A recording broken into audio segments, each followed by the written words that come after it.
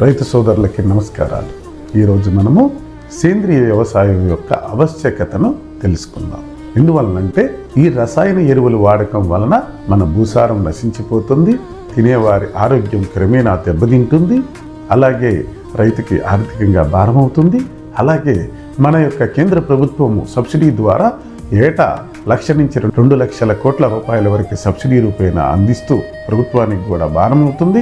ఇన్ని నష్టాలు ఉన్నాయి. అందువల్ల మన సేంద్రియ వ్యవసాయము చాలా ఉపయోగం. సేంద్రియ వ్యవసాయం ఎలా చేయాలి? ఉదాహరణకి మన పూర్వీకులు ప్రతి ఇంటిలో కూడా గో సంపదను పోషించుకునేవాళ్ళు. రైతుతో పాటుగా మన కుటుంబంలో ఒక భాగం అవి గోవు పాలు మరియు గోమయము గోమూత్రము అందిస్తూ ఉంటారు.